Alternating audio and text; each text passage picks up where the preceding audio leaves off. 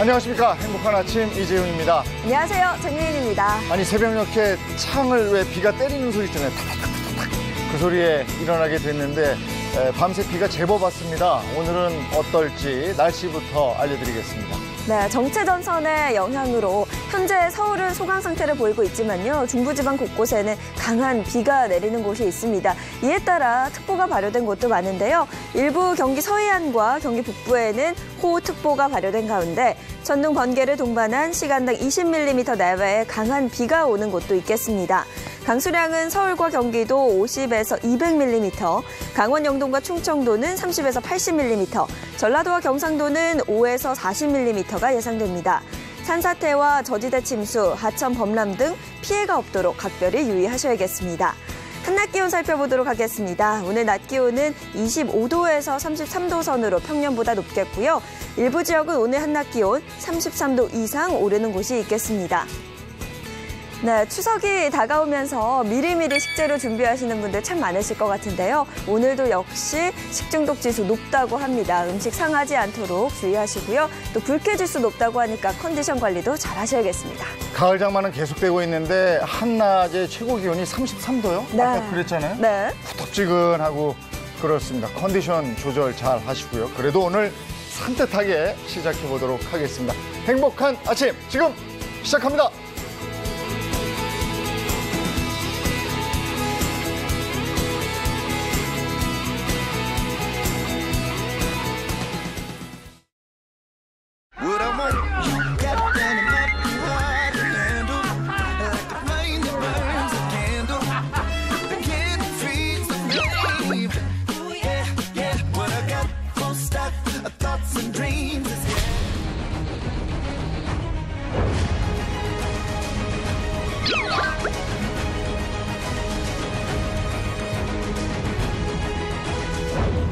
너 들어볼 걸 보기 전에 나 집을 치우고 정리하자. 근데 더 이상 이런 식으로는 못 살거든.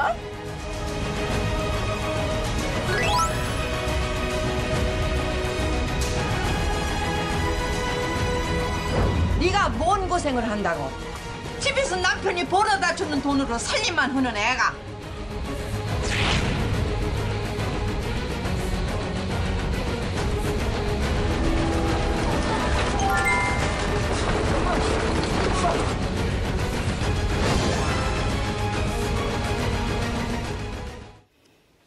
네, 내일 모레가 대명절 추석 이제 연휴가 시작이 되는 거죠. 앞서 화면에 다소 부정적인 장면이 많이 나갔습니다만 어떻게 추석이 기다려지십니까? 아이고 어떡하나 싶습니까? 어떻습니까?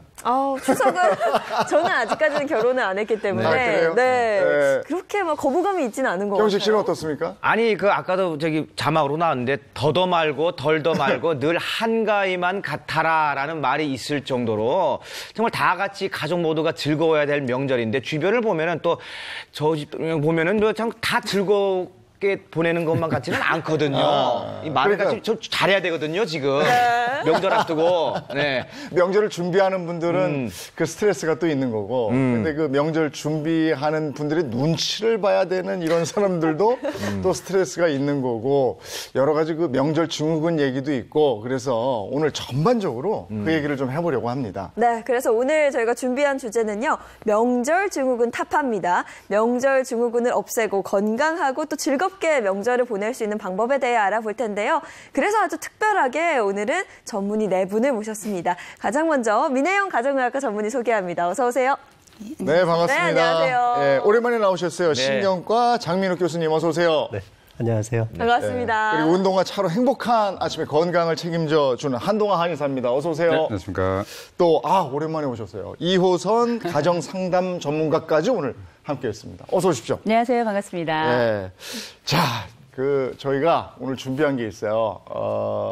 명절에 대한 얘기를 풀어보려고 인터넷을 막 보니까 인터넷에 여러 가지 선물 꾸러미들이 있더라고요. 명절 선물 꾸러미. 네? 선물 맞죠? 네. 진짜 이게 푸짐한 선물이면 좋겠는데 무슨 의미일지 모르겠어서 저희가 그 선물 꾸러미를 하나하나 풀어보면서 얘기를 나누도록 하겠습니다. 자, 제가 한번 선물 꾸러미, 첫 번째 선물 꾸러미를 풀어보도록 하겠습니다. 자, 어떤 선물이 기다리고 있을까요?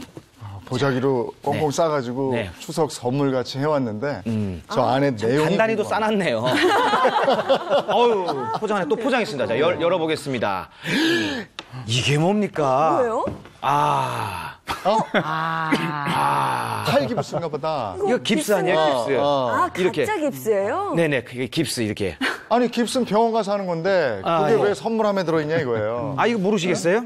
네, 요즘 이 가짜 깁스 이거 찾는 사람들이 많다고 하더라고요. 왜? 왜요? 아니 그러니까 이제 이게 며느리들이 네. 이거 갖다 이제 요때 하고 난 다음에 네. 아니 얘 이거 어떻게 된 거냐? 어머니 어떡해요? 제가 도와드려야 되는데 아니 제가 할게요. 아니야 놔둬라. 이게 작전용이다, 이거죠? 작전용이죠. 작전용이다? 네네 작전용으로 쓴다 이거죠. 그거 이제 그 1차원적인 거고요. 네. 기본적으로 우리가 명절이 나타나면 그때 며느리들을 위한 명절용 3종 세트가 있습니다. 그래요? 일명 말씀하셨던 이 가짜 기부스 줄여서 가기부스라고 하고요. 가기부스. 두 번째로는 피곤할 때 우리가 코피 좀 흘리죠. 색소용 색소 코피. 그것도 있어요. 그리고 세 번째로는 핏기 증발 립스틱. 세 가지가 있는데 요새는 그거 쓰시면 큰일 납니다. 요거 시어머니들도 다 아시기 때문에 딱 가면 시어머니 말씀하십니다. 야, 빼라, 닦아라, 빨간 립스틱 발라라 얘기하시기 때문에 제가 볼 땐 그거 약간 늦었고요. 최근에 아이템으로는 입구에 들어가면서 쓰러지기용. 연기가 필요하네요. 그래서 이제 안쪽에다가 넘어졌을 때 무릎을 다치지 않기 위한 무릎 보호대가 새로 나왔습니다. 정말 기발한 소품들이 많네요. 정말 웃프다. 그렇죠. 가관이죠, 뭐. 얼마나 며느리들이 힘들면 그러겠어요. 현관문 들어서면서부터 일을 시작하기 때문에 저는 살짝 이해가 되기도 하는데 며느리가 현관문 들어올 때 시어머니가 먼저 쓰러졌고. 그런 방법이 나중에는 다 쓰러져갖고 거실에서 다 쓰러져 있어 그냥. 애들이 그냥 어떻게 된 거예요? 명절만 되면 다 우리 가족은 아파. 그래도 이렇게 가짜 기부스 할 때가 그나마 다행이라고 생각하셔야 돼요. 왜요? 우리 주부님들 명절에 너무 손목에 대해서 혹사를 하시다가 나중에 명절 끝나고 진짜 기부스를 하게 되실 수도 있거든요. 진짜 깁스라고요? 네. 왜? 다치나요? 아니 명절에 주부님들 하루 종일 전 부치죠. 뭐 무거운 것도 들어야죠. 제기도 닦아야죠. 이렇게 하루 종일 회전, 그다음에 굴곡, 신전 이런 손목에 무리가 가는 운동들을 계속 반복적으로 하다 보면 거기다 화투까지. 그렇죠. 손목 터널 증후군이 올 수 있다는 거죠. 아니 근데 우리가 흔하게 손목이 좀 저리다 아프다 이러면 이상하다 이거 손목 터널 증후군 아니야 하는데 사실 손목 터널 증후군이 뭔지 정확히는 몰라요. 네, 맞습니다. 이 손목을 보시면은 손목 가운데에 정중신경이라는 신경이 지나갑니다. 이 정중신경은 손가락을 구부렸다가 또 그다음에 이쪽 안쪽 손가락의 감각을 지배하는 운동신경과 감각신경을 다 담당하는 신경인데요. 이쪽을 계속 반복적으로 사용하다 보면은 인대가 두꺼워집니다. 손목에 있는 인대가 두꺼워지면서 이 정중신경을 압박하게 되는데요.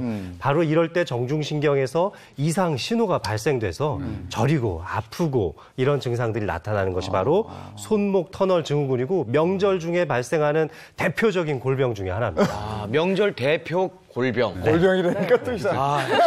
이제 보통 보면 골병까지. 이제 손목 터널 증후군의 가장 이제 흔한 증상은 왜 손이 저리지? 라는 건데 이걸 방치하면 이제 증상이 심해져서 손가락에 힘을 주기가 힘들어져요. 그래서 이제 물건을 잡다가 떨어뜨리기도 하고 단추를 잘 못 잠그는 네, 그런 경우도 있고 또 이제 문제는 이제 방문을 이제 이렇게 문고리를 돌려서 열어야 되죠. 이게 잘 안 되는 경우가 있어요. 잠그고 싶겠죠. 그렇죠. 근데 이게 이제 증상이 심해지면 이게 안 돼요. 한번 절 따라 해보실까요? 엄지와 중지를 심해지면 엄지 손가락에 힘을 주기가 힘들어서 이게 잘 안 됩니다. 이게 이제 방치된 손목 터널 증후군의 증상 중에 하나인데요. 여기까지 가기는 어렵겠지만 만약에 이런 증상이 있으면 굉장히 심각한 증상 중에 하나고 보통 이제 손이 저리다고 하면 혈액순환이 안 되나?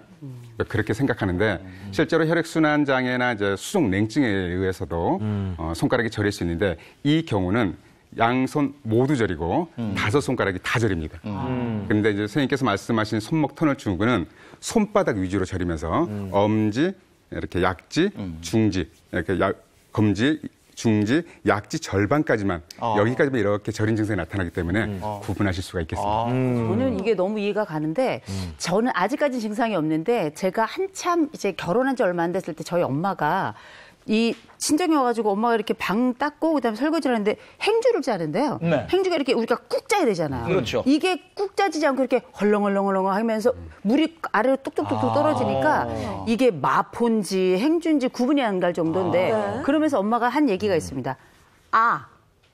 짜면서 이게 매번 이게 돌릴 때마다 너무너무 통증이 심한 거죠.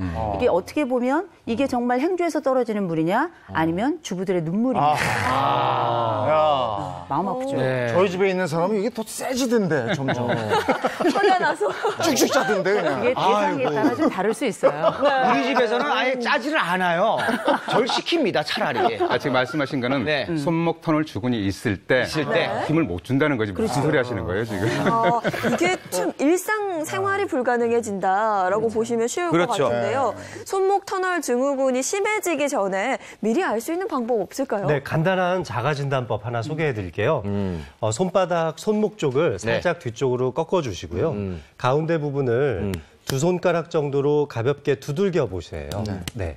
이렇게 두들겼을 때 엄지나 검지, 중지 쪽으로 찌릿찌릿하는 듯한 느낌이 드시면 바로 손목 터널 증후군 증상이 있는 겁니다. 아, 그래요? 네. 자, 시청자 여러분도 같이 한번 해보세요. 네. 90도로 꺾은 다음에 네. 증상이 있나 한번 이쪽으로 보세요. 살짝 제껴주시고 네. 손가락으로 두드렸을 때. 실제 저희 신경과에서 많이 하는 검사법이에요. 네. 엄지 쪽 찌릿찌릿한데. 그러세요? 찌릿찌릿하세요? 네. 그래요? 아, 진짜 찌릿찌릿하세요? 살짝 증상이 네. 있으신 거죠? 네. 괜찮아요. 엄지만 그렇습니다. 이효선 선생님 증상이 있으신 거예요. 있으신 거예요? 네. 손목을 아무래도 많이 쓰시다 보니까 증상이 생긴 거 같습니다. 시어머니가 그러시겠는데 네가 뭘 했다고. 아파요. 그래요? 네, 약간 저림 증상이 정말 있으시네요. 그래요? 증상 있으시네. 증상이 있으시네요. 환자 한 명 발견. 이런 거 환자 한 많으시지 명 않나? 발견. 네. 그래서 다른 분들은 다 괜찮으셨죠? 네, 저기 괜찮아요. 또 다른 방법 없어요? 한 가지 더 있습니다. 이것도 역시 뭐 저희 진료실에서 많이 하는데요. 이렇게 거꾸로 꺾어주시고요. 이 상태에서 손등이 완전히 다 마주 본 상태에서 30초 정도를 기다려보고요. 손가락 쪽으로 역시 찌릿찌릿하는 저린감이 나타난다면 역시 이 검사법의 양성 반응이라고 할 수 있습니다. 아, 이거 집에서 또 간단하게 또 체크를 할 수가 간단하죠? 있겠네요. 어떠세요, 이 선생님? 저는 아까 오른손 했는데 오른손 엄지만 그래요. 엄지 쪽. 확실하게 증상이 있네. 엄지로 도대체 뭘 하신 거야? 그러네요. 괜찮으세요, 민혜 네, 선생님? 괜찮아요. 근데 이게 스마트폰 같은 괜찮은데? 거 많이 쓰거나 할 때도 네. 좀 저린 감각이 있을 수 있어요. 살림이 아니라 이제 스마트폰을 많이 쓰는 경우도 그렇다는 얘기예요. 장 교수님 오늘 진료하시죠? 네, 그렇습니다. 같이 가세요. 저 전혀 몰랐는데 이렇게 하니까 알겠네요. 네, 네. 괜찮은데 저는. 네, 이 두 가지 검사법이 저희 신경과에서 제일 많이 하는 검사법이니까요. 한번 실천해 보십시오. 자, 그러면 이제 요거 미리 증상이 없어도 생길 수 있으니까 그렇죠. 미리 예방하는 방법은 뭐 없나? 그것도 한번 좀. 네, 당연히 있죠. 예. 제가 진단법만 알려드리면 되겠습니까? 네네. 네, 간단한 체조 체조가 동작으로 있어요? 알려드리고자 하니까요. 네네. 한번 나가서 같이 한번 해보실까요? 아, 좋죠. 네. 이거 나가야 배워서 네. 아내한테 가르쳐 줘야 되겠네요. 앞으로 나가서. 네. 네, 간단한 체조 동작인데요. 네. 네. 간단하지 않을 것 같은데 이거 나와서 나오라고 그러니까 뭔가를 우리가 지금 많이 준비하셨어 오늘 장 아닙니다. 교수님이. 간단하게 준비했습니다. 야. 네, 명절에 바쁘신데 자, 네네. 다 같이 손을 한쪽으로 이렇게 앞쪽으로 모아 주시고요. 기도 자세. 네, 기도 자세입니다. 네. 일명 손목 위아래 체조입니다. 네, 자 시작해 볼까요? 자, 천천히 음악에 맞춰서 한번 해볼게요. 음악도 이제 위아래네요. 그렇죠. 자, 시작하겠습니다. 손목 터널 증후군 위쪽으로 예방. 올려주시고요. 인중까지. 그리고 아래쪽으로 끝까지 내려주세요. 네. 다시 위로 올렸다가 네. 다시 밑으로 내려주고. 아래로 내려갈 때 힘이 들어요. 네. 다시 위로 올렸다가 밑으로 내릴 때 압력을 많이 받으셔야 돼요. 그 다음에 왼쪽으로 조금씩 갔다가요. 제자리로 오고 오른쪽으로 갔다가 약간 인도 춤 같기도 하고. 네, 제자리로 오고 다시 왼쪽. 네. 그리고 다시 오른쪽. 자, 이제 다시 처음부터 위쪽으로 가겠습니다. 자, 시작할까요? 올라갑니다. 이쪽. 이 손바닥이 딱 붙어야 되는 거죠. 그렇죠. 네. 손바닥이 떨어지면 안 되죠. 아래쪽으로 내릴 때 압력을 많이 느껴주시면 좋을 것 같습니다. 자, 이렇게 맞췄습니다. 자, 본격적으로 이제 예? 네.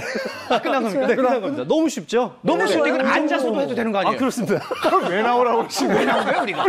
네, 이 정도 동작만 해도 손목 터널 증후군을 예방할 수 있다는 거. 많이 쉽지 않습니다. 네. 알겠습니다. 네, 감사합니다. 여러분 앉아서 하시면 되겠습니다.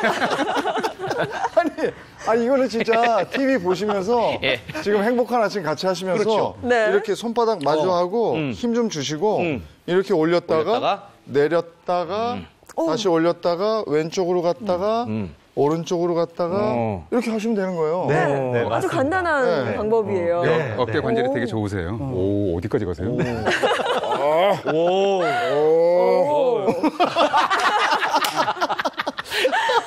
그런데 집안일 이렇게 많이 하면요. 사실 뭐 손목도 손목이지만 손가락도 손가락. 상당히 아플 것 같아요. 네, 맞습니다. 이 명절에 또 손가락 많이 쓰시잖아요. 네네. 손가락을 많이 쓰기 때문에 나타나는 것, 바로 방아쇠 수지입니다.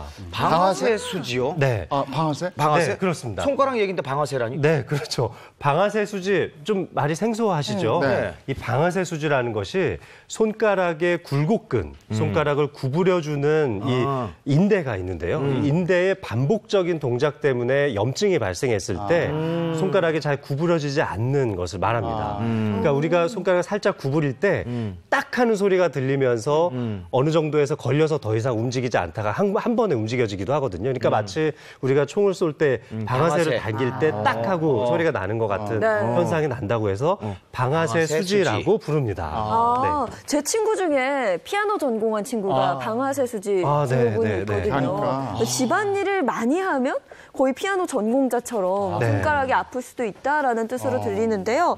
그러면 심해지면 일상생활이 역시나 좀 힘들어지는 거예요? 그냥 힘들어지기만 하면 다행이죠. 근데 이 손목 터널 증후군과 함께 나타나는 이 방아쇠 수지 증후군은 손가락이 구부러진 상태에서 굳어버릴 수도 있고요. 이대로 굳은다고요? 그렇죠. 그러니까 평생 손가락이 이렇게 굳은 채로 살아야 될 수도 있습니다. 아주 심해진 경우지만. 그리고 손가락이 펴진 상태에서 움직여지지 않고 굳어버리는 경우도 있습니다. 둘 다 방아쇠 수지에 해당되는데요. 이런 경우에는 수술까지도 필요한 수준입니다. 심각한 거네. 그래서 평소 손가락을 구부려 보는데 많이 뻣뻣하고 잘 구부려지지 않다가 어느 순간에 딱 걸리는 느낌이 드신다면은 방아쇠 수지 증후군에 대해서 검진을 받아보셔야 됩니다. 이게 옛날 코미디가 단지 그냥 코미디가 아니었네. 네. 예전에 왜 군대 가라고 그랬더니 나 이게 안 펴진다고. 그게 있네. 방아쇠 수지가 있네, 진짜. 그러니까 이거 하면 안 되잖아. 안 총을 되잖아. 못 쏘니까. 맞아. 근데 그런 코미디가 있었는데 그러게요. 이게 진짜로 방아쇠 수지라는 게 이거 그러면 이게 예방을 해야 될 거 아니에요. 그렇죠. 이렇게 안 또 되려면. 집에서 할 수 있는 간단한 체조 알려드릴 텐데요. 나가지 말고 그냥 나가지 말고 알려드릴게요. 네네. 자, 먼저 손가락을 네. 한쪽 손으로 잡고 뒤쪽으로 제껴주시는 방식으로 운동을 하시면 돼요. 이걸 몇 그러면 초간 유지를 해요? 한 5초 정도 유지해 주시면 좋겠습니다. 예. 그래서 이 굴곡근을 최대한 펴주시는 방법이고요. 양쪽 번갈아 가면서 천천히 뒤쪽으로 넘겨주시면 좋습니다. 이때 손목까지 같이 넘겨주시면 손목 터널 증후군도 같이 예방하실 수 있겠죠. 손목이 아주 좋습니다. 성공죠. 오래 살겠죠? 네. 자, 두 번째 동작입니다. 양쪽 손가락을 모아주시고요. 이 상태에서 양쪽을 밀어주세요. 그래서 압력을 좀 느껴주시면 역시 손가락을 쫙 펴주는데 도움이 됩니다. 이렇게 해서도 역시 5초 정도 유지했다가 또 펴줬다가 다시 살짝 압박도 해주시고. 시원하기도 해요. 네, 좋죠. 이거 괜찮네. 네, 마디마디가 다 펴지는 기분이고 시원한데요? 네, 그렇습니다. 자, 마지막 동작인데요. 자, 손가락을 아래쪽으로 쭉 내려주신 상태에서 쭉 쓸어서 올려주세요. 이거 춤 동작 아니야? 네. 자, 다시 한번 해볼게요. 밑으로 쭉 내린 상태에서 쭉 올려주세요. 올려서? 네, 마치 손바닥을 쭉 쓸고 올라가는 것 같이 네, 이렇게 해주시면은 네, 손가락의 굴곡근을 많이 펴주고 또 원만하게 움직여주는 운동 다 같이 하실 수 있는 겁니다. 악력도 좋아질 것 같아요. 네. TV 보면서 다 할 수 있는 거네요. 좋죠. 한 5번 정도 반복해 주시면 딱 좋겠습니다. 아우, 시원하다. 애교도 되겠는데요? 애교스럽게 네. 부부가 함께 얼굴 보면서 근데 저러고 있으면 남편이 있고 야 무섭다 야. 방금 되게 불편했어요. 깜짝 놀랐어요. 아, 알았어요. 이거는 뭐 그렇게 어려운 거 아니니까 네. 집에서 TV 보시면서 또는 그 일 하시다가 이렇게 좀 체조하고 그러면 좋을 것 같네요. 네. 근데 우리가 명절에 이 손가락, 손목 여기만이 아니고 사실은 허리가 굉장히 또 아프고 허리가 저리고 막 이런 것도 있단 말이에요. 이거는 일을 안 해보신 분들은 그런 얘기를 입에 올리시면 안 돼요. 이게 제가 이제 며느리 20년 차가 넘어가는데 우리가 과거엔 지금은 좀 좋아졌습니다만 옛날에는 전으로 산성을 쌓았어요. 그렇죠. 너무너무 많이 전을 붙였는데 종류도 보통 한 7가지에서 10가지 정도가 되니까 앉아가지고 이렇게 붙이다 보면 이제 제일 먼저 망가지는 거는 성질이 나빠지고요. 제일 먼저 성질이 나빠지고 최종적으로 나중에 일어서면서 으드득 하는데 이게 계속 동일한 자세를 반복하는 것도 있지만 허리 같은 경우 움직이질 못하거든요. 그런 상태에서 화장실 한번 갔다 오면 거의 졸도수 어지럽기까지 해요. 그래서 이게 우리가 알고 있는 것처럼 이 명절의 전이라는 게 이 며느리들의 목숨값으로 붙여지는 게 아닌가. 이럴 정도로 어디 먹겠어요 그렇게 얘기하시면 전 먹을 때마다 그러게. 아니 그리고 항상 이 방바닥에 앉아서 하니까 맞아요. 힘들어요. 힘들어. 아니 손목 터널 증후군에 이어서 허리까지. 정말 주부님들 너무 고생이 많은데요. 또 무거운 거 들 때 또 으드득하잖아요. 그렇죠. 이렇게 음식을 할 때뿐만 아니라 또 허리에 문제가 되는 상황이 하나 더 있습니다. 뭐예요? 하나 더 있다. 네. 뭘까요? 어떤 상황일까요? 상 들고 다니는 거. 상 들고 다니는 무거운 거 드는 거요. 그거. 그다음에 저는 벌초하러 성묘하러 갔을 때 벌초는 남자들이 하지 않나요? 아니 이걸 요즘에 기계가 있어 이렇게 하는데 계속 이랬단 말이에요. 앉아서? 아니 남자들도 명절 때 힘들어요. 네. 그 이따 제가 얘기할 거예요. 진짜 남자들도 할 말 많아요. 그럼. 전부 다 진짜 맞는 말씀 해주셨는데 한 가지 간과할 수 있는 거. 명절에 모이면은 가족분들끼리 화투 치시죠. 바로 이 화투 칠 때 자세가 굉장히 문제가 될 수 있어요. 화투가 허리하고. 아유, 화투는 잘 안 하셨구나. 따면 안 아파요. 이러면 그렇게 온몸이 쑤시다. 장 교수님 계속 이러셨나 봐. 아유, 많이 이르셨나 보네. 네, 대부분은 그림 맞추고 이거 보느냐고 정신이 없어서 허리 건강 거의 못 챙기시는데요. 네네네. 곰곰이 생각해보면 화투 칠 때 자세 우리 어떻게 하죠? 이렇게 하고 허리 바닥에 앉아서 약간 하잖아요. 네. 거북목 비슷하게. 그렇죠. 양발을 하고. 네, 그렇죠. 방바닥에 도란도란 앉아서. 네. 그러니까 요추가 앞쪽으로 구부러져 있는 전만 상태를 계속 유지한 상태에서 꼼짝도 안 하고 그 상태에서 계속 화투를 친단 말이에요. 바로 이렇게 하루 종일 오랜 시간 동안 앉아 있어야 되는 게 허리에 굉장히 무리가 많이 가거든요. 그러니까 그림 맞추다가 갑자기 또 화장실 간다고 일어나면서 딱 하면서 네, 바로 이럴 때 문제가 될 수 있고요. 또 화투 패 맞춘다고 딱 내려치면서 허리를 순간 탁 구부릴 때. 아니 근데 화투는 사실 이제 뭐 따고 그걸 자시고 떠나서 여기 딱 요 맛에 치는 건데. 그렇죠. 이게 손목의 스냅만 이용하면 상관이 없는데 온몸을 이용해서 던지시는 분들이 있거든요. 바로 그때. 여태 잃었는데 처남이 너무 따가잖아. 그때는 어쩔 수 없지. 내가 패가 들어왔는데 그때는 이제 아이고. 근데 지금 이제 허리 말씀하시는데 제 환자분은 이것 때문에 어깨 관절염 오셔서 치료받으신 분이 실제로 계세요. 이것도 밤새도록 하시면 얼마나 친 거예요? 모든 관절에 다 문제가 되실 수 있을 것 같아요. 이런 동작이 디스크 탈충증까지 만들 수가 있어요. 디스크 탈출을 유발한다고요? 그렇습니다. 진짜 조심하셔야 돼요. 주는 안 되겠다. 네. 그 정도란 말이에요. 네, 이 혼신의 힘을 다해서 순간적으로 딱 내려칠 때 허리가 딱 구부러지게 되고 바로 그때 뒤쪽으로 디스크가 터져 나가게 되는 거죠. 네. 38 광땡허리야. 알았어. 그러면 이제 화투의 자세가 위험하다. 위험하다. 그럼 집중해 주십시오. 화투를 안전하게 칠 수 있는 네. 화투의 묘미를 다 느낄 수는 없더라도 네. 그래도 또 안전하게 칠 수 있는 방법이 있거든요. 그래서 오늘 좋은 자세 어떻게 취하면 되는지도 알려드릴게요. 네, 일단은 중간중간에 이렇게 자주 이렇게 꼿꼿하게 허리를 펴주시는 마치 등을 뒤쪽으로 활처럼 구부려준다는 느낌으로 꼿꼿이 펴주시면 좋습니다. 네, 지금 너무 자세가 좋으세요. 네, 좋습니다. 이렇게 해서 허리를 뒤쪽으로 펴주시고 다 자연스럽게 또 가슴을 앞쪽으로 나오게 되겠죠. 이 자세가 허리에 굉장히 좋은 자세고요. 그리고 오랫동안 방바닥에 앉아 있어야 한다면 지금 화면에 나와 있는 것처럼 방석을 엉덩이 뒤쪽에다가 걸쳐서 앉아주신 상태를 유지하면은 훨씬 더 오랜 시간 동안 편안하게 앉으실 수가 있습니다. 이렇게 하면은 요추 전만 상태를 만들지 않고 뒤쪽으로 구부려진 상태, 후만 상태를 유지할 수가 있는 거죠. 네. 그러면 주부들이 오랜 시간 동안 같은 동작으로 반복하는 전 부칠 때 그때도 이 동작을 취해주나요? 그렇습니다. 지금 저렇게 방석을 하나 두고 하시면 너무 좋을 것 같고요.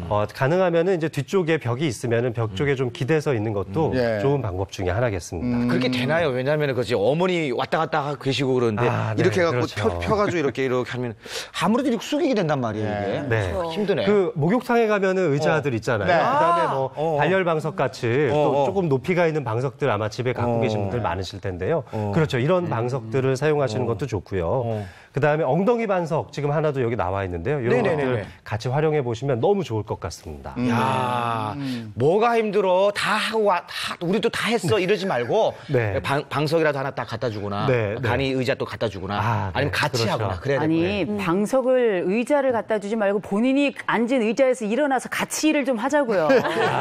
아니 어떻게 이런 걸 사주고 어떤 분은 막 바퀴 달린 의자 하면서 움직이면서 일하라 그러는데 정말 하나거든요. 네. 우리 집에도 있어요. 그러니까 이제 어떤 분은 또 이제 다 본인은 조금도 일하지 않고 꼼짝 소문 하나 까딱하지 않다가 끝나고 나서 아내들한테 이렇게 마사지 티켓 이런 건 분들이 있는데 그렇게 하지 마시고요. 본인이 직접 일어나서 함께 해주셔야 그게 남편이 마음의 의자가 돼줘야 되지 않겠습니까? 근데 너무 좋은 말씀. 우리 남편들도 저 어머니하고 같이 이렇게 있잖아요. 네네네. 그러니까 가가지고 또 그거 이렇게 돕기가 하여간 눈치가 배. 그 얘기는 조금 이따 할게요. 우리도 뭐 할 얘기는 많은데 가운데서 얼마나 힘듭니까? 우리도 돕고 싶은데 이게 눈치가 보여요. 자, 다음 보따리 한번 풀어볼까요? 네. 자, 다음 보따리 제가 또 이번에도 풀어보도록 하겠습니다. 하여튼 이 한가위라 이게 이게 뭐예요 이게? 구급상자. 상자네요. 저것도 필요하긴 하지. 저 안에 다 있네. 자, 이 구급상자. 뭐 치료가 필요한 일인가요? 구급상자가 나왔다는 건? 그렇죠. 네. 이제 해마다 명절 때 가장 붐비는 곳 중에 하나가 어딘지 아세요? 병원? 병원? 종합병원 응급실. 응급실. 맞아요. 응급실이 사실 의사들 입장에서는 명절 되면 진짜 무섭거든요. 환자분들이 대부분 동네 의원들 다 휴진하죠. 그리고 약국도 문을 닫으니까 계속 응급실로 오시게 돼요. 그래서 평소보다 환자분들이 2~3배 이상 굉장히 붐빕니다. 뭐 때문에 그렇게 가는 거죠? 주로? 뭐 때문에 가는지 좀 궁금해하실 것 같아서 쉽게 알려드릴 수 없죠. 문제를 준비해요. 문제 좀 알아서. 맞춰볼까요? 자, 1번 화상, 2번 장염, 3번 교통사고. 이 중에 맞추는 거죠? 화상이죠, 화상. 왜냐면은 아까 얘기하셨듯이 저기 전을 붙인다거나 요리하고 조리하는 거가 많으니까 화상이 많을 것 같아요. 정신없으니까. 화상. 그렇죠. 화상 또. 저는 장염. 장염. 워낙 명절 음식들이 뭐 고기나 전, 기름진 음식들이 많아서 장염이 아닐까 싶어요. 저는 사지선다가 좋아요. 삼지는 안 풀어봤어. 4번이 있어야 돼. 네. 어쨌든 교통사고도 많을 것 같은데, 교통사고. 저는 교통사고 할게요. 차량 운행이 많으니까 셋 다 가능할 것 같은데요. 정답은 예인 씨가 맞췄어요. 그래요? 장염이에요? 장염이에요. 장염입니다. 이유도 좀 비슷해요. 우리 추석, 아까 계속 추석은 굉장히 이렇게 풍성하고 또 더도 말고 덜도 말고 한가위만 같아라라고 해서 많이들 맛있는 음식들 챙겨 드시잖아요.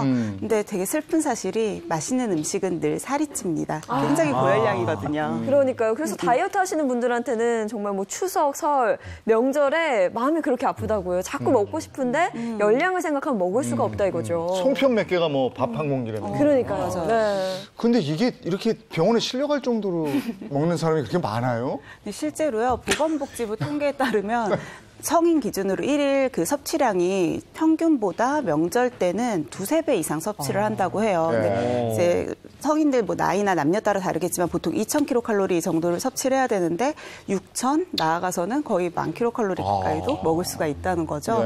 이 정도로 먹게 됐을 때는 위에 부담이 될 수밖에 없거든요. 그리고 또 하나는 명절이면 우리가 되게 들뜨잖아요. 생활 리듬 자체가 깨져요. 평소 때랑은 좀 더 다른 생활 패턴에 다른 생체 리듬을 갖게 되는데 이때 너무 고열량, 고지방 음식을 먹게 되고 또 이렇게 어르신들끼리 모이면 약주도 하잖아요. 그러니까 음주까지 거기에 더 더해지게 되니까 사실 이제 소화기관 측면에서 보면 굉장히 부담스럽고 급성 장염이나 급체 같은 소화기관들의 장애가 생기기가 쉬운 거죠. 저는 이런 경우도 봤어요. 전 부친 거 좀 나중에 먹겠다고 밖에 내놨는데 곳에 상한 거예요. 그래서 또 탈난 친구도 봤거든요. 굉장히 응급실에 그런 경우로 많이 찾아오시거든요.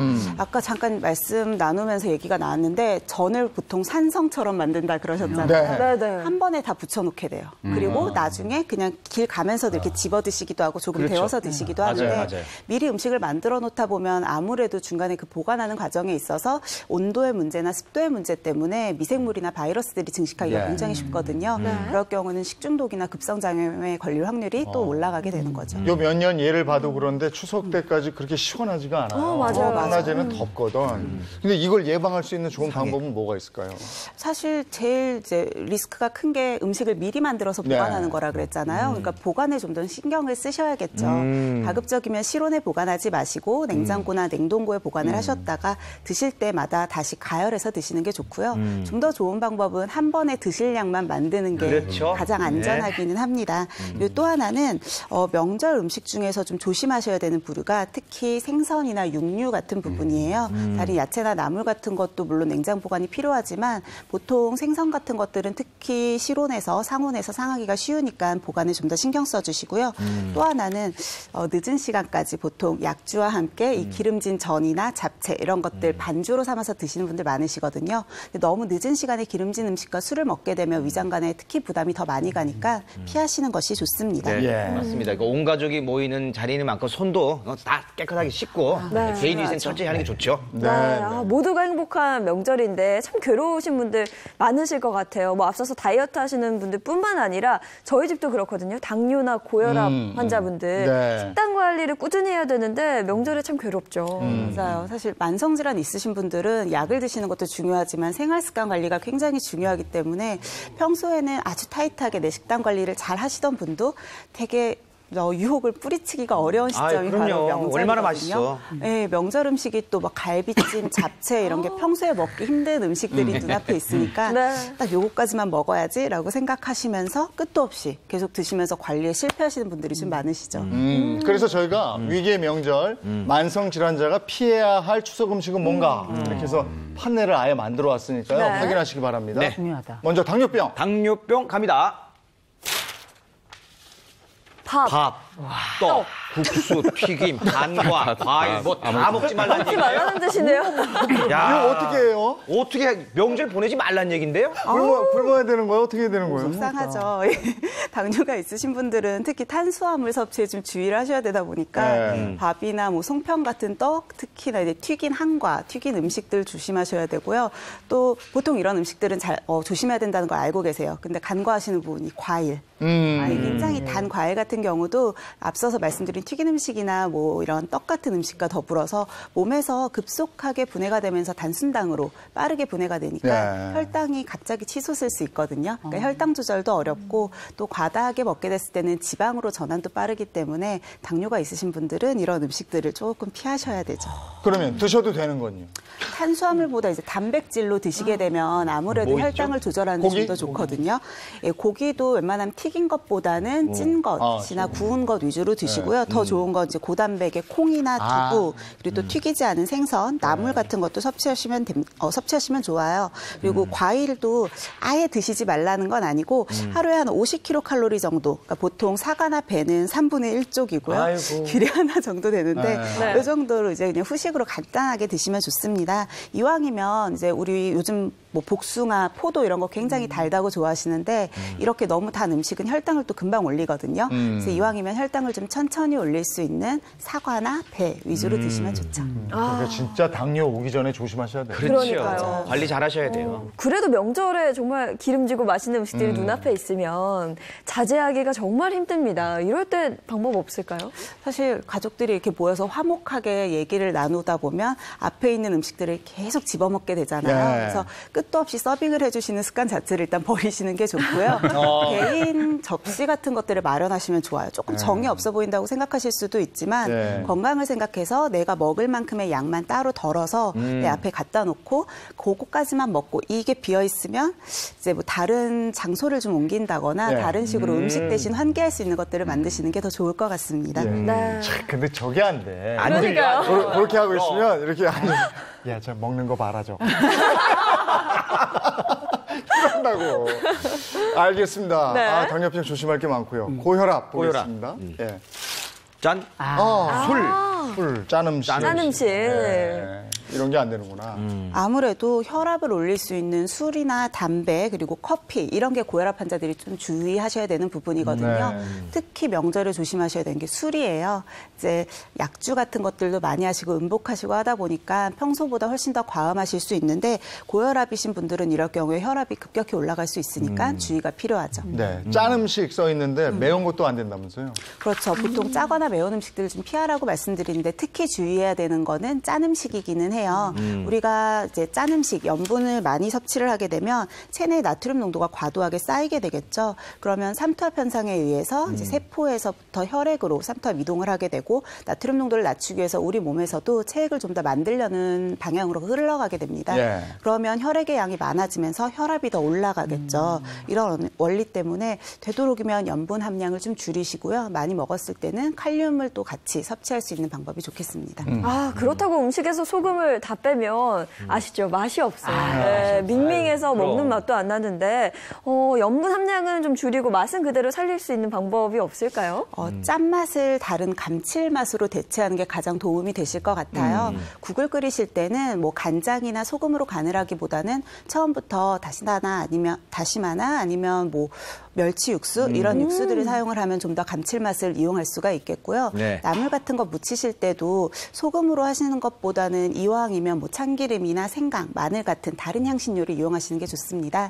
또 하나는 우리가 음식 만들면서 간을 계속 하시잖아요. 근데 음식 만드는 중간에 간을 하지 마시고 식사하기 직전에 간을 하시는 게 더 좋아요. 아무래도 뜨거운 음식을 먹게 되면 우리가 그 짠 기운을 덜 느끼게 되거든요. 그래서 평소보다 좀 더 과도하게 간을 할 수가 있으니까 음식이 약간은 식은 상태에서 하시는 게 더 좋습니다. 근데 한 가지 궁금한 것이요. 고혈압 있는 분들은 대부분 지속적으로 약을 드시잖아요. 네. 야, 나는 약 먹으니까 괜찮아. 신경 쓰지 마. 명절인데 뭐 이러고 먹거든요. 그건 어떤지 모르겠어요. 사실 내가 약으로 잘 조절이 된다라고 하시는 분들은 내 평소 식습관에 맞게 약 용량이 조절이 돼 있는 상태예요. 그래서 이것보다 더 많이 드시게 되거나 생활 습관이 더 나빠지면 당연히 약을 드시고 있어도 조절이 안 됩니다. 용량 조절이 굉장히 중요하기 때문에 약을 너무 과신하시면 안 돼요. 그럼 명절 전에 가서 좀 더 받아오면 안 되는 거죠? 네. 큰일 납니다. 아토피 피부염입니다, 이번에. 요거는 튀김 같은 거 안 될 거야. 아, 야, 이거 햄. 제일 맛있는 건데. 볶음고기 전. 야, 이거 다 한대, 이거. 고깃국까지. 어떻게 이거? 이거는 뭐 명절 지내지 말라는 거죠. 네. 이거는. 그렇죠. 그렇게 전도 들어가 있고. 세 종류의 환자분들이 모이면 거의 드실 음식이 없긴 한데요. 사실 아토피 환자분들은 이제 피부에 손상을 일으키는 활성산소가 문제이거든요. 근데 이 활성산소가 기름기를 만났을 때는 더 강력한 피부 손상을 유발을 해요. 그러니까 기름진 음식들을 피하시는 게 좋습니다. 문제는 이제 명절 음식은 거의 다 기름지다는 게 문제죠. 그래요. 기름지다. 보통 우리가 일반적으로 생각할 수 있는 뭐 방부제나 화학조미료가 들어간 햄이나 소세지 같은 것도 좀 피하시는 게 좋고요. 네. 많이 기름을 사용해서 하는 전, 뭐 산적, 튀긴 음식도 피하시는 게 좋죠. 아유. 근데 또 간과하고 있는 게 있어요. 뭐예요? 생선들 종류들 중에서도 뭐 몸에는 좋다라고 하지만 어쨌건 지방과 기름기가 굉장히 많은 장어나 등푸른 생선, 고등어 같은 것들도 그래요? 주의하시는 게 좋고요. 마지막으로 고깃국도 또 국물까지 깊게 우러나 있잖아요. 네. 그래서 조금 주의를 하시는 게 아니, 좋습니다. 고깃국에 이 밥을 먹어야 되는데. 아토피 환자분들뿐만이 아니고 사실 다른 분들도 좀 조심하셔야 되는 게요. 명절에는 알러지 질환으로 오시는 분들도 꽤 많으세요. 특히 맞아요. 명절 때 드시는 음식 중에 뭐 굴이나 조개, 새우, 갑각류 이런 것들이 알러지를 유발할 수 있으니까 드실 때 반드시 주의가 필요합니다. 야, 우리 시작할 때는 이제 명절 분위기가 물씬 난다고 막 한 거 들떴는데 나트륨, 칼륨 뭐 먹지 말아야 될 거 얘기하니까 갑자기 분위기가 툭 떨어지는 거예요. 그러니까 기름기를 피해야 되는 거네. 그래, 기름기를 피해야 돼. 근데 이제 한 가지 이제 주의하셔야 될 게 명절 때야 당연히 튀김류나 포화지방산이 많은 기름진 음식이 많아서 식이 조절을 하실 필요가 있는데요. 자신에게 문제가 일어나지 않음에도 불구하고 무작정 음식을 회피하면서 또 성장기 발육 상태의 아이들이나 또 성인들조차 영양 결핍에 빠질 수가 있습니다. 그래서 예를 들면 이제 우유나 이렇게 이렇게 우리 달걀들 알레르기 반응을 많이 일으킨다고 알려져 있어서 무작정 피하는데 실제로 특정 아토피 피부염을 앓고 있는 분들이라도 그런 음식이 문제가 안 되는 경우가 있거든요. 그런 것들을 좀 파악해서 이렇게 식이 조절하시는 것도 필요해 보입니다. 네, 아토피 피부염 환자들은 어떻게 먹는 게 좋은 거예요? 일단 이제 병원에 보면 이제 식품 알레르기 항원 검사를 하거든요. 그래서 자신에게 이제 특정 식품을 먹었을 때 알레르기 증상인 아토피 피부염을 이제 유발하는 항원성 식품이 있는지를 확인하는 게 좋고요. 이제 무엇보다 중요한 게 이제 병원에서는 문제가 없다고 하는데 본인은 섭취를 했을 때 그 식품을 먹었을 때 반복적으로 증상이 악화되는 경우는 검사보다 더 중요한 피해야 될 식품 중에 하나입니다. 그리고 일반적으로는 이제 피부 가려움증이 있을 때 산적에 보면 대파 들어가잖아요. 네. 대파나 양파 같은 황화리 성분이 들어가 있는 식품들은요 가려움증을 더 심하게 합니다. 그리고 대파. 음식에 따라서 또 약간 차이가 있는데 뭐 닭고기 중에서도 네. 닭가슴살은 항원성이 좀 적고요. 또 과일 중에서도 털이 있는 과일들이 알레르기를 쉽게 일으키는데 예를 들면 복숭아, 키위 이런 것들은 좀 피하시고 좀 단단한 과일들이 더 도움이 되고 이제 무엇보다 이제 명절에 이제 자녀분들을 데리고 할머니 집에 가면 많이 주잖아요. 네, 미리 고지를 하셔야 돼요. 네. 우리 아이가 아토피 피부염이 있고 이런 음식을 먹으면 증상이 나빠져요. 알려주셔야지 안 그러면 저도 안 먹으면 서운해하십니다. 그래서 양해를 잘 구하시고 즐거운 명절 보내시면 좋겠습니다. 네. 미리미리 그걸 얘기를 해야 돼요. 네. 서로 서운할 수가 있거든요. 근데 미리 얘기했을 때 좀 지켜주는 것도 좋아요. 괜찮아. 야, 내가 하나 주는 건데 먹어 괜찮아. 맞아. 이거는 또 서로 곤란해지니까 그건 좀 지켜줘야 될 것 같고. 자, 그러면 이제 세 번째 보따리도 한번 풀어보죠. 이게 마지막 이제 보따리가 되겠습니다. 자, 제가 풀어보도록 하겠습니다. 과연 뭐가 나올까요, 이번에는? 참 단단히도 싸우는. 네. 보겠습니다. 에헤, 이게 뭡니까? 절구? 이게 절구가 왜 나오죠? 뭐 마늘 빻고 이런 데 쓰는 거 아니에요?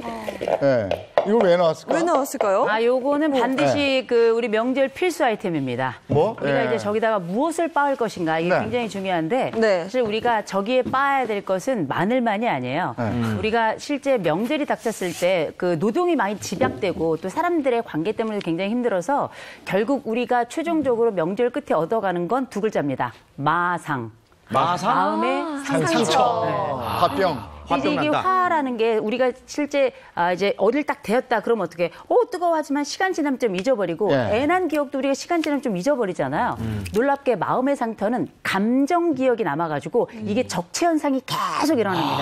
그래서 우리가 제가 지금 20년 넘게 며느리살이를 하고 있는데 며느리살이가 아니죠. 며느리 생활을 하고 있는데 저희 시어머니 처음 결혼했을 때 그 기억 저 아직도 기억합니다, 어머니. 자, 그럴 때 이런 것들이 쌓이고 쌓여서 마음에 켜가 되면 결국 우리가 또 솟아오르면서 우리가 알고 있는 화병의 가장 근본적인 근원이 되게 되는 거죠. 물화병. 네. 그래서 이걸 준 건가요? 근데 그걸 가지고 뭘 해야 되는가? 우리가 이걸 그러면 화가 날 때마다 그렇게 할머니들은 나가서 콩타작을 하더라. 어머니들은 그렇게 쌓인 설거지를 꺼내가지고 박박 닦더라 이런 얘기 하시는데 마음에 가지고 있는 스트레스나 이런 우울화는 사실상 이렇게 행동으로 분산하는 것만으로도 에너지가 많이 상쇄가 돼요. 그래서 우리가 정말 화가 난다 그럴 때는 저기 지금 플라스틱 그 통에다가 나무절구로 되어 있는데요. 뽀사지도록. 마늘 같은 거 넣고 마늘 넣고 이제 마늘 갖다 남편이라 생각하고 이게 이놈의 아이고 내가 못 살아 정말 이렇게 하면은 욕도 좀 섞어주시면 더 좋습니다. 욕도 한두 번씩 섞어주시면 더 좋아요. 마늘 이러면은 눈물 나니까 깨 빠면 안 돼, 깨 빠면. 아무거나 빠세요. 아무거나 빠세요. 뭐라도 빠세요.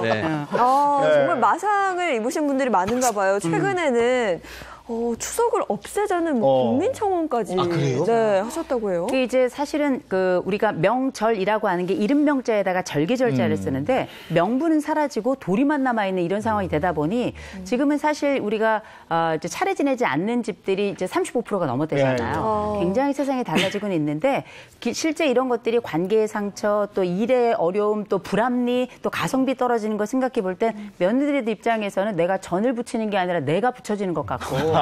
남편들도 눈치 보다 보니까 오히려 눈치에 내가 튀겨지는 것 같다 이런 얘기들을 많이 하는데 이런 여러 그 정서적인 것, 실질적인 것들이 합쳐지면서 명절이 과연 우리에게 더 이상 의미가 있는가에 대한 회의론들이 많이 일어나고 있죠.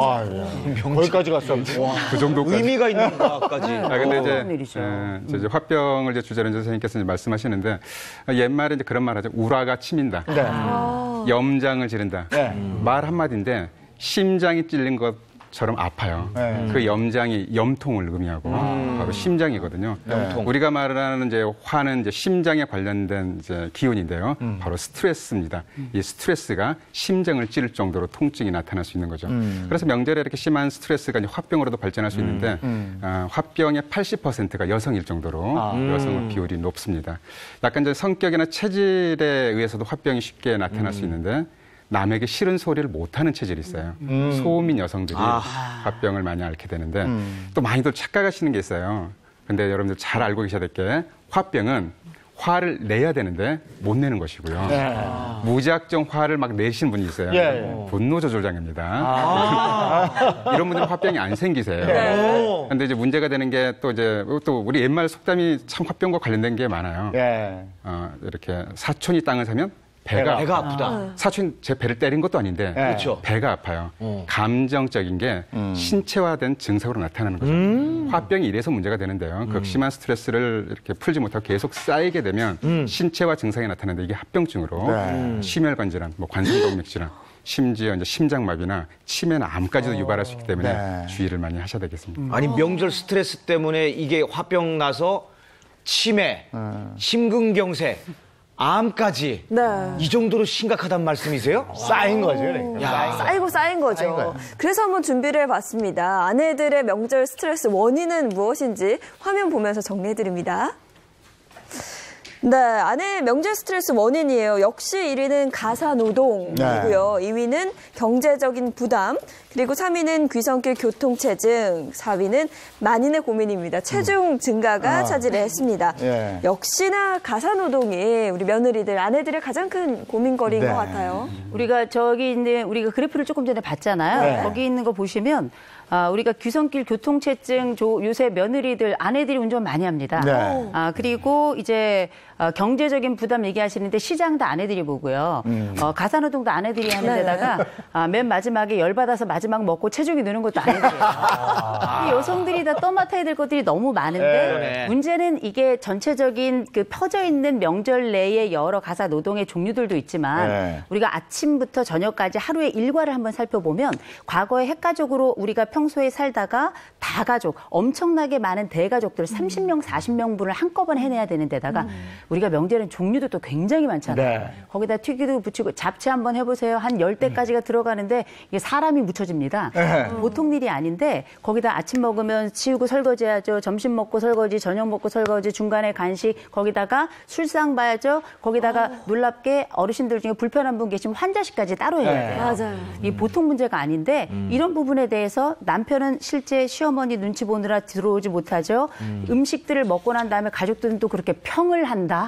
짜네 다네 맵네 다네 하면서 그런 평들까지 들어오면 고생한 사람은 그 성취가 아니라 오히려 굉장히 화가 나고 절망에 도달할 수밖에 없는 거거든요. 그러니까 우리가 정신적으로나 육체적으로 많은 것들이 집약될 때 사람들이 가지고 있는 이 안쪽에 그 상한 심정도 누군가 봐줘야 되는데 이런 것들은 사실 나눌 만한 사람이 없는 게 현실이라 화병 얘기가 계속 나오는 것 같아요. 많이 생하셨네. 이게 다 터뜨리는 날이네. 피해요. 아니 근데 여기 돈 지출이 아까 저 34%가 나왔는데 34%의 돈 지출 이건 어떤 의미인가 봐요. 생각해보면 우리가 이 시기가 노동의 봉인이 해제될 뿐만 아니라 경제적 지갑 봉인도 해제되는 때잖아요. 없던 조카, 이름도 모르는 조카들이 명절이 되면 갑자기 달려와요. 인사를 하는데 내식도 받기도 하고 뭐 아닌 것 같고 그런데 이게 요새 또 경제적으로 우리가 힘든 것 중에 하나가 왜 5만 원권이 나왔는지 모르겠어요. 요새 아이들도 색깔에 따라 분류하고 또 그림의 인물에 따라 분류를 해서 나에게도 신사임당이 필요합니다라고 애들도 대놓고 이야기하는데 한 살짜리만 있는 게 아니라 이제 우리가 알고 있는 입학 시즌도 있고요. 입학 시즌 지나고 나면 아이들도 취업 시즌도 있고요. 또 결혼한 아이들도 있고 이런 모든 집안 대소사가 우리가 단순히 마음으로만 전달되는 것이 아니라 경제적인 부분에도 끊임없이 지원이 일어나야 되는데 문제는 우리가 우리가 가지고 있는 재혼은 항상 한계가 있다는 거죠. 그렇다 보니까 남편이 그때마다 이야기하죠. 우리 집은 괜찮아. 당신 집에 가서 하는 것에는 어떻게 대부분 다 침묵하거나 자리를 뜨는 경우가 많고 대부분 내 조카에 대해서 나오는 돈에 대해서 이야기하죠. 이 돈이면 우리의 수학 하나 더 보내는데 언제 학원비를 당신이 책임지고 그렇게 신경 썼다고. 이런 일종의 차별이자 구별이 나타나면 아내들 입장에서 많이 더 섭섭할 수 있죠. 예. 집회 이렇게 보고 성평등을 외치더라고요. 왜 남성 모델 집회만 주냐? 여성 모델 집회를 나와. 그러네요. 일리가 있네요. 근데 아내만 스트레스가 있는 게 아니라 사실 남편들도 스트레스가 많아요. 뭐 운전도 뭐 같이 나눠서 하긴 하지만 기본적으로 남자분들이 남편분들이 운전을 거의 다 하죠. 그리고 또 사실은 일을 안 한다 그러지만 요즘 안 도와주는 남편 거의 없어요. 그것도 그냥 마음 편하게 도와주는 것도 아니고 눈치를 봐요. 여기 눈치 보랴. 또 어머니 또 눈치를 보랴. 가운데 껴서 있으면 그 기에 그 에너지가 느껴져요. 그럼 슬금슬금 또 베란다로 또 도망가요. 남편들이 있을 곳이 어디겠어요? 거실 아니에요. 베란다에 있거나 저기 뭐 딴 데 밖에 나가거나. 그럼 그거 한번 볼까요? 남편 스트레스는 뭔지? 그렇죠. 남편 스트레스. 한번 봐요. 자, 1위가 운전이네, 운전이, 장거리. 그렇죠. 2위가 시어머니, 며느리, 장모, 사위 갈등 같이 느끼는 거예요. 3위는 아내의 잔소리. 이게 후폭풍이에요. 4위가 명절 보너스고요. 역시 돈 나가는 거. 1위가 운전이었네. 운전이 뭐 그렇게 부담스러워. 너무 멀리 장거리로 가면 그게 힘든 모양이구나. 그렇죠. 이게 간만 해도 이제 남편분들이 먼저 운전대를 잡는데 장거리를 가다 보면 졸려요. 졸리고 그때마다 좀 힘들죠. 그때마다 저같이 심장 약한 분들은 이 심장에서도 압박이 와요. 요거 어떻게 하면 좋아요?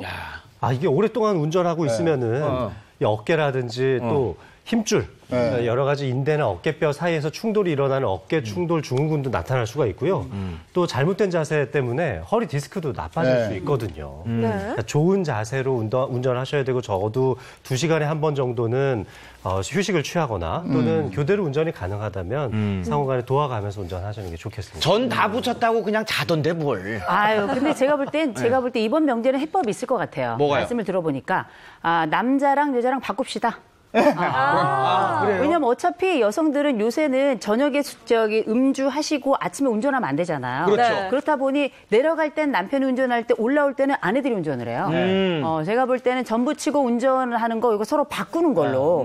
제가 볼 땐 저희 쪽이 유리합니다. 근데 제가 보기에는 저 남성들 부담스러운 거 1위가 운전이 단순히 운전이 아니고요. 꼭 집에 갔다가 올라오는 차 안에서 싸워요. 맞아요. 그 안에서 이런저런 얘기하다가 막 이러고 차 가지고 또 막 이거 안전운전해도 위험해요. 이런 거는 진짜 자제해야 되고요. 자, 또 이거예요. 명절에 듣기 싫은 시어머니의 말. 이게 우리가 이렇게 시어머니라고만 특정해서 써놔서 그렇죠. 사실은 모든 이게 해당이 될 거예요. 가족들 간에 다. 첫 번째부터 볼게요. 아범은 야유였는데 이건 시어머니가 하는 얘기. 넌 살쪘구나. 너 살이 좀 불었다. 이거 확 부은 거예요. 아니 사실 아범이 살찐 거는 어머니 유전자 때문이거든요.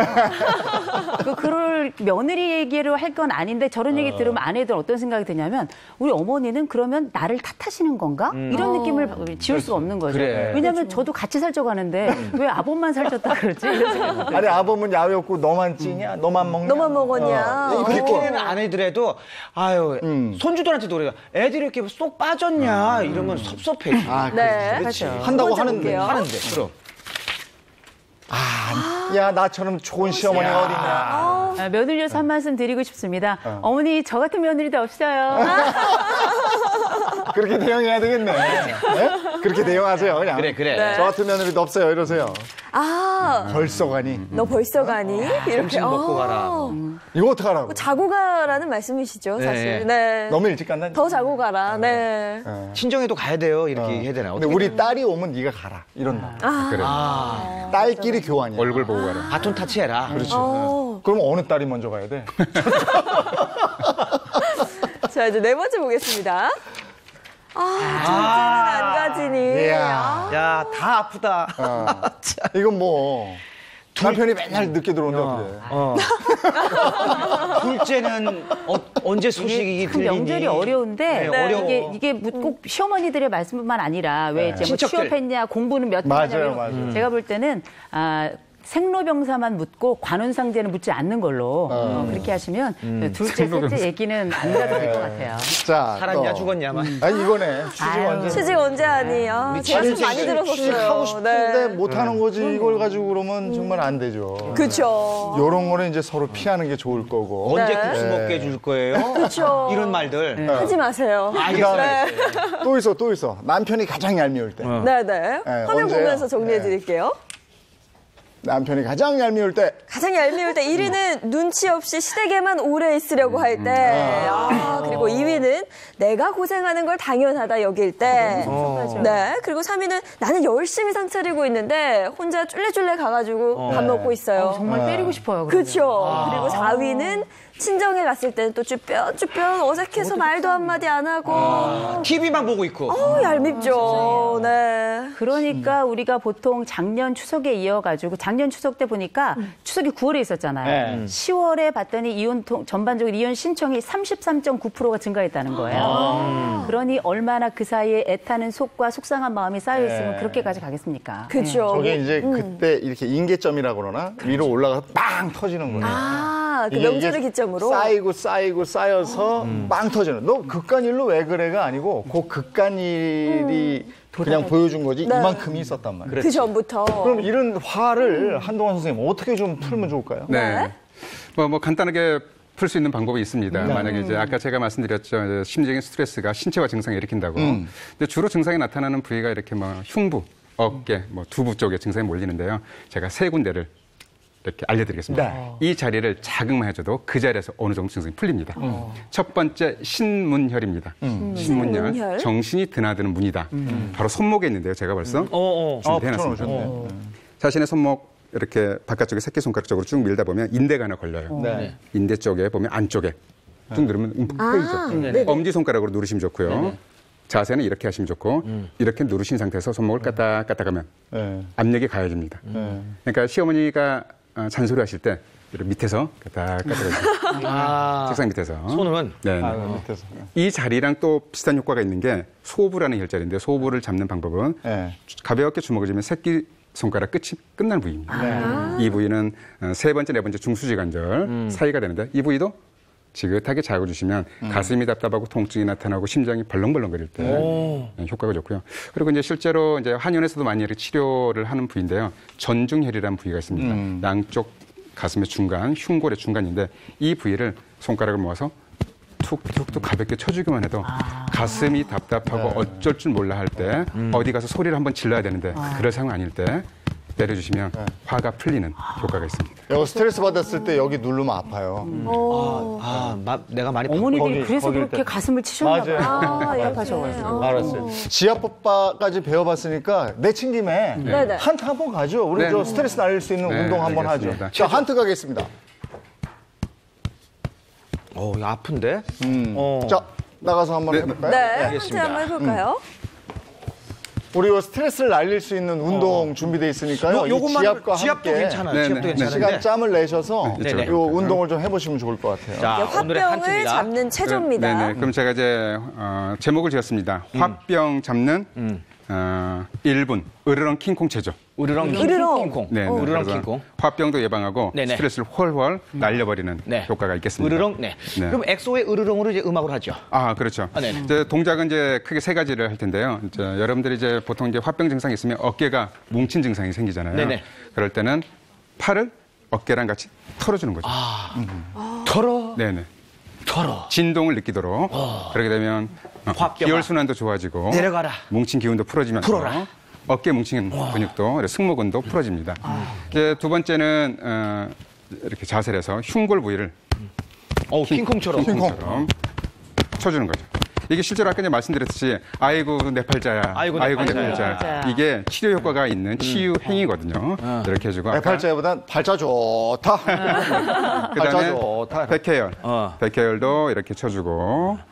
그다음에 주먹을 가볍게 쥐고 반대쪽 견정렬. 시원해. 시원해. 여기 안 되면 이제 50견인 거죠? 그렇죠. 그리고 이제 또 한 가지는 이제 스트레칭인데요. 스트레칭.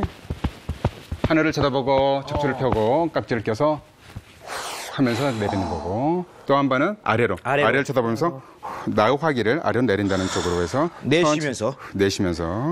그다음에 또 이제 양 밖으로 겨드랑이에 손을 대고 밖으로 후 하면서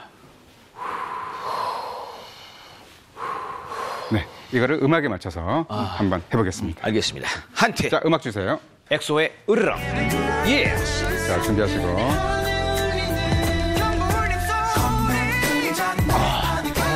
명절 증후군 팔을 펼쳐보겠습니다. 털어버려. 아이고 이놈의 엉덩이를 시원해. 추석에. 답답한 가슴이 그냥. 전을 내가 문제야지 이제.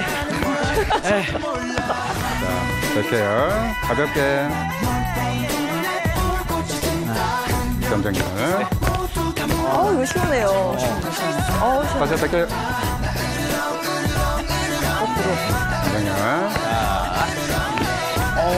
여보 수고했어. 서로 해줘야 되겠어요. 스트레칭. 하늘 보고 하면서 내뱉으면서 아래로 나우하기를 아래로 갑자기 사라집니다. 밖으로.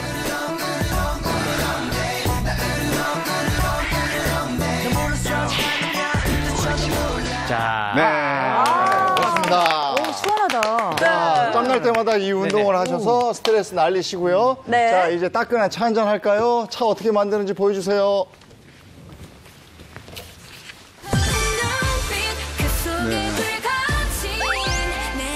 화병 물리치는 치자 대추 첨단 치자 30g, 대추 200g인데요. 대추는 이제 칼집을 좀 내서 이렇게 준비를 하시는데요. 대추 안쪽에 있는 씨를 쓰냐 마느냐 이렇게 논란이 있는데 대추 씨는 사용하셔도 됩니다. 이거를 이제 육수포에 같이 넣어서 물 2리터에 넣고 1시간 정도 약한 불로 끓여서 이렇게 예쁜 차가 우러났죠. 이거는 며칠 동안 해서 하루에 2-3번 정도 조금씩 마시면 되겠습니다.